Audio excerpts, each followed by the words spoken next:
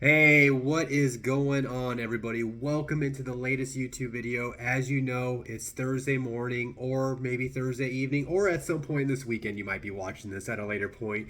But I'm here with my starts and sits for week 7 of the NFL season. Before I dive into it, I do want to apologize if anybody was waiting on my waiver wire video and streamable defenses last night.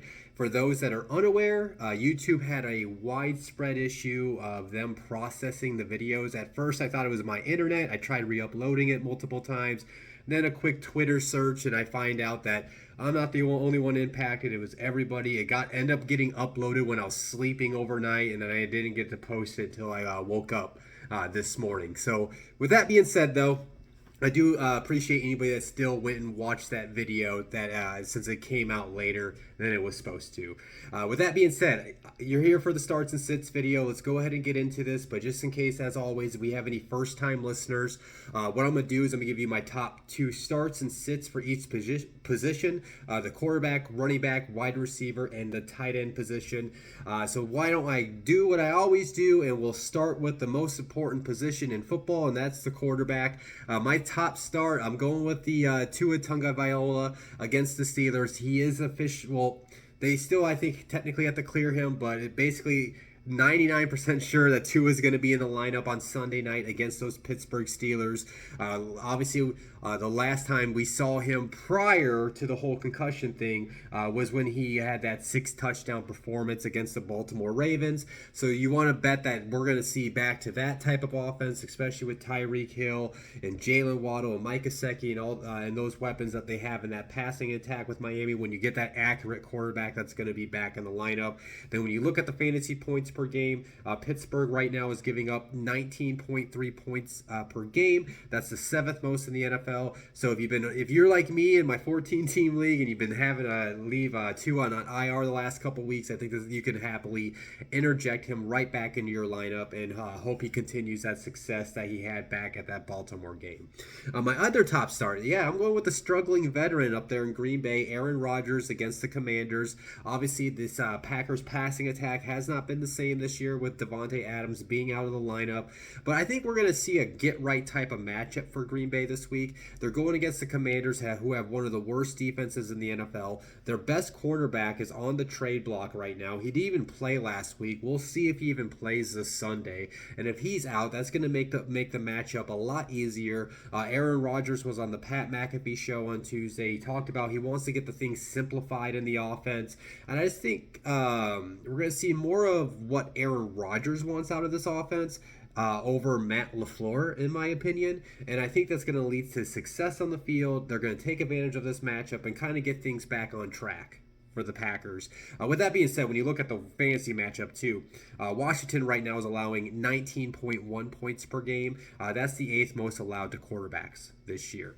Moving on to my top sits, if you're looking for some streaming options with Jalen Hurts and Josh Allen being out on buys this week, a couple of names I would not turn to. One week being Zach Wilson against the Broncos. The Broncos legit probably have the best defense in the NFL. I know the 49ers were looking at one point, but the 49ers are super banged up right now. So that's why I kind of lean towards Denver having one of the best, if not the best defense in the NFL, especially how they're playing. When you look at fantasy against quarterbacks this season, they're only giving up 10 points a game against quarterbacks. That's tied for the fewest across the NFL. So if you were thinking about going towards that young cat, Zach Wilson, and maybe taking a chance, I would avoid it this week. My other one is you might look at Derek Carr, the Raiders against the Texans, and thinking, oh man, the Raiders are going to put up a bunch of points against that Houston Texans defense, which is probably going to happen. I do believe it. But when you take a look at the numbers, it's not necessarily the greatest matchup for a fantasy quarterback. There's going to be a guy I'm going to talk to about literally in the next segment as far as why you're probably seeing this number as low as it is, despite Houston not having the greatest defense in the world. The Texans, right now, they're only giving up 12.5 points per game. That's tied for the 6th fewest allowed against quarterbacks this season. That makes you think, wow, man, they're really shutting down quarterbacks. I really don't think that's the case. I just think that teams have been able to run the ball on them A little foreshadowing there. So, with that being said, my top starts at the quarterback position this week: Tua Tagovailoa against the Steelers and Aaron Rodgers against the Commanders. And my top sits: Zach Wilson against the Broncos and Derek Carr against the Texans. Moving into the top starts and sits at the running back position, I'm gonna go with like I just said. Josh Jacobs against the Texans. It's his backfield. He's been running the ball great this year. You can trust that he's going to get the volume of opportunity. And then when you look at the matchup, and like I said, why I don't think quarterbacks are getting a lot of fantasy points against Houston is because they're letting teams run the ball all over them this season. They are allowing 24.8 points per game against running backs. That's the most across the NFL. So yeah, if you got Josh Jacobs, this is definitely the line. This is definitely the play to put him in your lineup. He's definitely a play to be in daily fantasy lineups this week. So I expect a lot of people to be hammering Jacobs as hard as they can this week. My other top starts, I'm gonna go with the duo there in Dallas, Ezekiel Elliott and Tony Pollard against the Lions. The Lions are allowing 24.7 points per game. That's just 0.1 below those Texans. That's the second most in the NFL. So they're another team. You know, they're getting the ball ran on down their throats because of their weak secondary. And another thing too, with this being Dak Prescott's first game back, I mean, I know they say he's good to go and everything, but I don't think they want to put too much on his plate, especially with him coming off that thumb surgery. So I can just see them, you know, leaning into the Elliott and Pollard on the ground, trying to exploit the weakness of the Lions defense. And then, man, if the Cowboys, you know, I could definitely see this being a competitive game if the Lions offense starts scoring points like they did before they got shut out against the Patriots a couple weeks ago. Yeah, I can see this potentially being a game where if the Lions kind of fall flat in their face out of the bye, the Cowboys go up big, they're just going to run the ball with Zeke and Pollard as much as they can. So I can see the game script going your way with these two guys. So if you got Elliott or Pollard, I definitely would have them in my lineup this week. My top sits.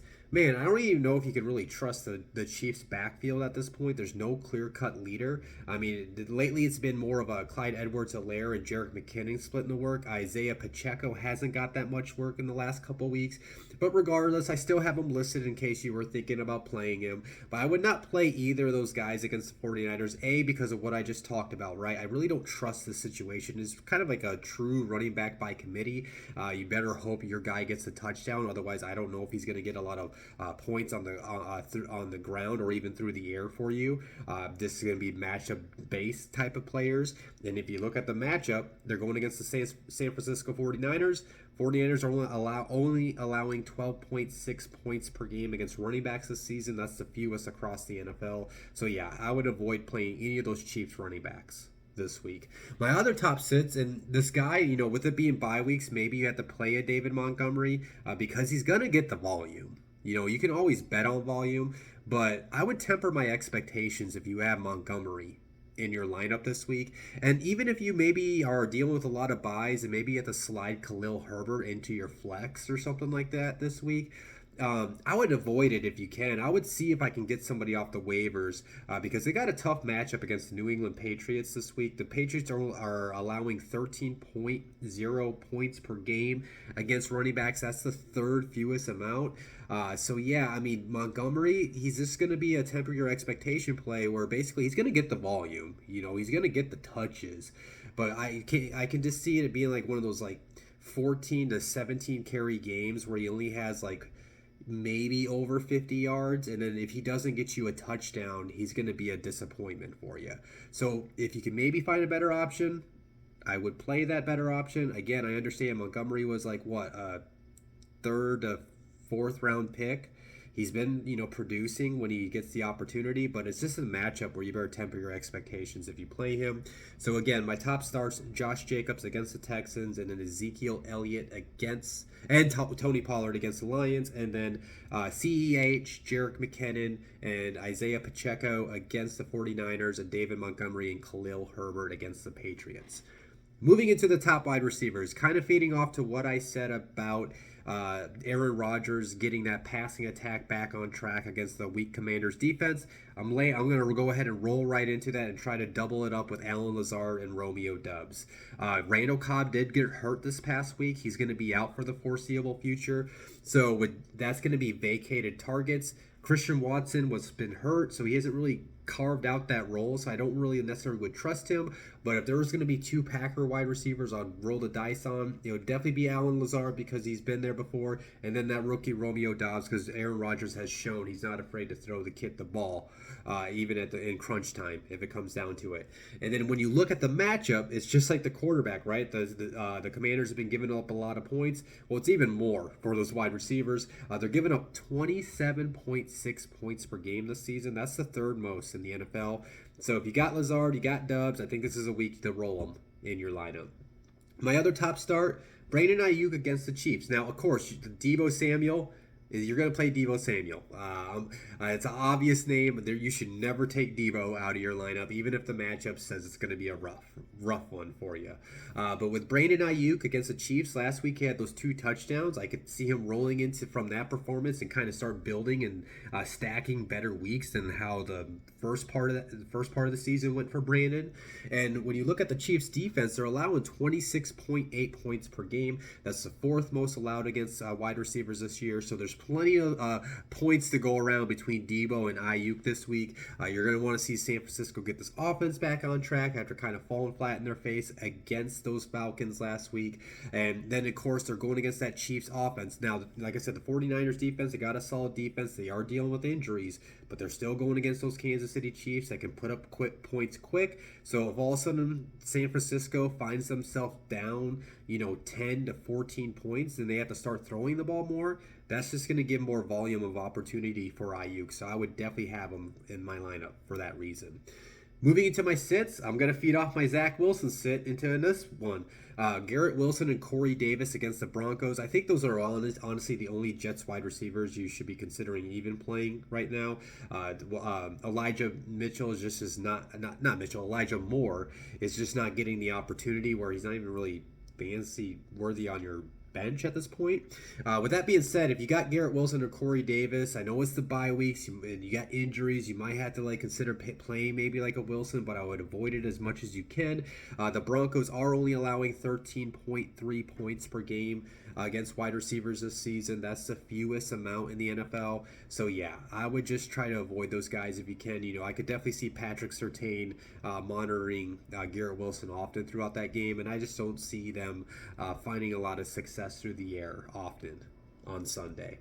My other top sits, I'm going to go with these guys because they just didn't perform last week against the Colts, and it was a bad matchup, and they got another bad matchup. Christian Kirk, Zay Jones, and Marvin Jones Jr. against the Giants. There's just the Jaguars wide receivers has just really kind of fell off over the last 3 weeks. You're not really seeing any consistent targets where you can trust them. So that's the reason mainly for me why I would try to avoid any Jaguar wide receiver in my lineup for at least right now until maybe Kirk starts seeing that consistent targets like he was. And Zay Jones was getting a lot of targets, and that's even dropped off recently. And then when you look at this matchup against the Giants are only allowing 13.9 points per game against wide receivers. That's the second fewest amount in the NFL. So it's a bad matchup. I don't trust the volume of opportunity for either of those wide receivers. So if you have better options than them, I would insert those other options over those Jags wide receivers. So again, my top starts, Allen Lazard and Romeo Doubs against the Commanders, and Brandon Ayuk against the Chiefs. And then my top sits, Garrett Wilson and Corey Davis against the Broncos, and then Christian Kirk, Zay Jones, and Marvin Jones Jr. against the Giants. Moving into my top tight end starts of the week, and sits as well. My top start, though, both my starts, they're revenge games. My first start, though, Gerald Everett against the Seahawks.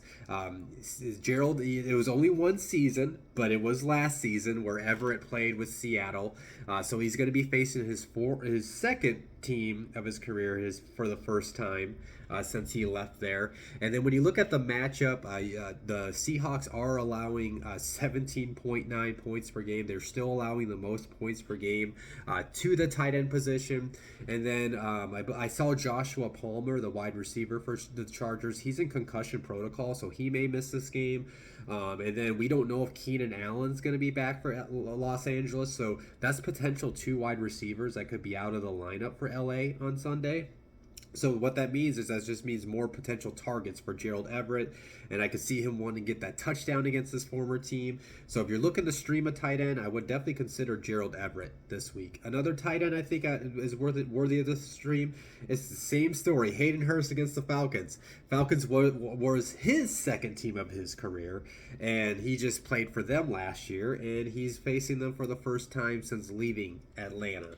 But when you look at the position, though, Atlanta is giving up 10.2 points per game against tight ends this year. That's tied for the fourth most allowed against tight ends. So the matchup's great. You got the revenge game factor. So if you're looking for a tight end to stream, I would definitely go with the red-headed tight end in Hayden Hurst. Moving on to my top sits. TJ Hawkinson against the Cowboys. Now, you're probably going to bet on the volume of opportunity with TJ. You know, that's all you can really do with the tight end position this year. So if you have him, you're definitely rolling the dice this week. Going against that Cowboys defense who's only given up 3.4 points per game to tight ends so far this year. That's the third fewest amount across the NFL. So I know Hawkinson, he plays all the snaps. He runs all the routes that you want. So you kind of have to leave him because you know he's going to have a volume potential to get you a touchdown. But if he does have a big week, just understand it was the matchup this time around. My other top sit this might be a surprise, right? Because you're like, Cody, you just talked about Rodgers getting the passing attack on track and the wide receivers, but when you look at the tight ends, though, against the Commanders, for whatever reason, I don't really necessarily think it's their defense. Maybe it's been the teams they played through the first 6 weeks of the year.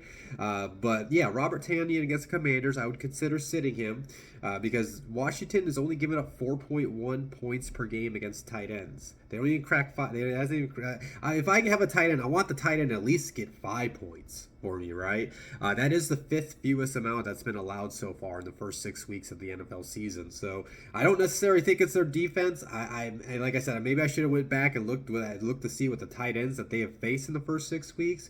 But I know they've faced some good ones. They played the Eagles. The Eagles had Dallas Goedert. You know, I know they played some good tight ends. So for whatever reason, they've been stifling against tight ends in fantasy. So if you're looking at Tanyan's big game last week and you're like, ooh, I want to roll into that this week, I would definitely reconsider it. If you want to do it, I get it, but temper your expectations. So again, my top starts at the tight end position, Gerald Everett against the Seahawks and Hayden Hurst against the Falcons.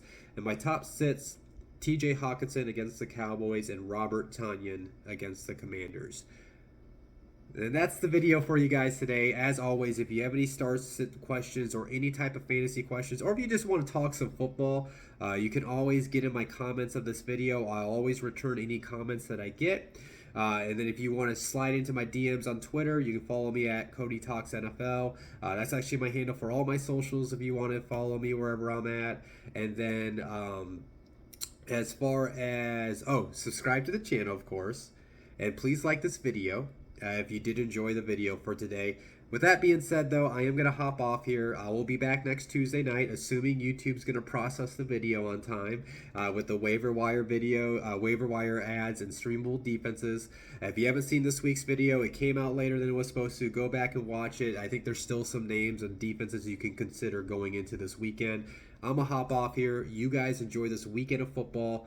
I'll check you guys later.